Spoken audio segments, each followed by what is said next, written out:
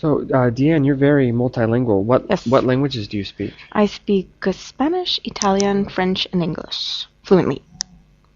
Wow, all of them. Yes. Is there any language that you prefer? Yes.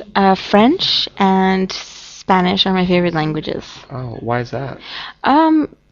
French I like because it's very soft and romantic, and Spanish I like because it's very vivacious and dynamic Uh-huh. and energetic. And those two are my favorite languages. I also like the pronunciation of Spanish. Hmm. Okay, and how did you become so proficient? Like, how did you learn to speak Spanish and French Well, my so well? mother is Spanish, and so I grew up listening to her speak. Usually, when she didn't want my father to hear what she was saying, she spoke in Spanish, so I Right. understood everything she said. I never spoke it at that point, but I understood. And I grew up with the ear. And French, I grew up in a French province in Canada, Quebec, so we always had French. From when I was born, I had French. And English, my dad's Anglophone. And then Italian, I learned in university. Wow, that's impressive. So now we're in Japan. Actually, maybe people might be able to hear a little Japanese in the background. Do you study Japanese now? I'm starting because last time I was in Japan, I didn't know anything and it was difficult to get by. This time I said, okay, I have to. So I'm just beginning actually. Mhm. Yeah. Okay, and since I mean you are an expert at learning languages, what advice would you give to somebody to learn another language? Mm, Not everybody has a knack for it, but if you do want to learn it, you need discipline and you need time and it's studying. You have to memorize a whole bunch of vocabulary and you have to dedicate about an hour and a half every day to doing homework. And I would do lots of internet, like try to find people on the internet. I did that with Netscape, chatting. I used to find people who spoke other languages, like for example Italian or Spanish, and I would be chatting with them orally and written, and I would learn a lot of new things by doing that because they'd each have a different expression that I didn't know, and find international friends and do international exchanges, like cultural exchanges with people, so that you're forced to speak the language and then you don't speak your own. That's what I did. So, Deanne, you're Yeah. saying that you can look at somebody and tell what sign they are, their horoscope sign. Well, I can't look at somebody, but I could speak with them and a lot of their characteristics and the way they think. Right. I could try. Usually I'm right, but I'm not a gypsy or a fortune teller, but I could usually pretty much predict it. Yeah. Yeah, it's pretty amazing because earlier you said that you could guess my sign, Yes. and we gave you a couple hours, and Yeah. you did. Yes. And you guessed that I'm a Libra. Yes.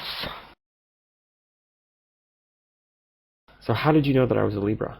Well, pretty much I was speaking with you, and I knew that you were either a Virgo or a Libra at the beginning because your personality, you're very mysterious, but I could also tell that, for example, outside you show confidence, but inside you're very, very sensitive. So, and that was one thing. So I was like, he's either a Libra or a Virgo. But then when I spoke with you later, I noticed that you were very, how would I say, you thought a lot. You're pondering a lot of things, and Libras are very, very, very, how would I say, they think a lot, and they can't easily make decisions. They like it when other people help them make decisions. Really? Yes. Oh. Right? So they usually need that, yeah. So that's why, with all those things, yeah, I was able to guess, yeah. And what's your sign? My sign's Taurus, but I was a lot more Taurus in the past, but with time I'm moving away from that because I've got other influences like Scorpion and Gemini, so I have a lot of those influences too. Okay, so what's a Taurus person? Taurus person is very, very, they love stability and comfort. They love comfort in life, like food, sleep, friends, family, the shelter, the house. They don't like moving around too much. They don't like changing. They don't like flying from one thing to the other. They like pretty much stability. And if they don't have that stability, they get very stressed and depressed. Wow, you seem to know a lot. Well, okay. People are going to start calling me. Right. Who is this crazy nut? We can make some money off this. Maybe, I don't know. So, Aaron, in Canada, you're a bouncer. Yep, that's right. I'm a bouncer. Now, first, for a lot of people who might not know, what is a bouncer? What is a bouncer's job? A bouncer, the bouncer is actually the name that, I guess it's called colloquialism. Bouncer is not our actual job description. We're security. But a bouncer comes from the fact that we bounce people out of the bar. So we check around, we make sure that the liquor laws are being enforced in the bar, and that if people are being rough or rowdy or too drunk, we ask them to leave, and if they don't leave voluntarily, then we physically remove them. Wow. Yeah. So as a bouncer, are you always getting in fights with the clientele? People always ask me, well, how many fights have you been in? And I guess it depends on your description of a fight, because I've been in over 500 fights, but I've only been hit maybe 4 or 5 times, because I'm breaking up a fight. And then that person is angry at someone else, but they're also fighting me to stay in the bar or get towards someone. Right. So I've been involved in 500 altercations, I guess you'd call them. Man. Yeah. So if you've been in that many fights or whatever, when it happens, do you get your adrenaline going? Do you get really nervous, or is it just like normal, no big deal? Well, it's kind of funny because I played football in university, and it's kind of like being in a football game. You know, there are periods of rest, you know, where you're sitting there and you're not doing anything, and you're just being pretty, basically. And then there's about 5 or 6 seconds where it's just crazy. Wow. And what happens in that 5 or 6 seconds can be really important. So I was a head bouncer for quite a while, and I had to hire and fire quite a few guys. And a lot of it based on those 5 or 6 seconds. You know, how a guy reacts. So what's a good reaction? Well, a good reaction is usually, if you're trying to talk someone out who's drunk, is you're talking first. And I always refer to it as a switch. There comes a point when you need to be physical, and there shouldn't be a gradual move up as a bouncer. You're talking to someone, and then there's an incident, there's a moment where you realize it's not going to be talked out. And you need to flip your switch and get physical right away, no questions asked. And by physical, my background's in wrestling and judo for that sort of thing. So I'm not a puncher or a kicker or a striker. So for me, that's subduing someone and dragging them out.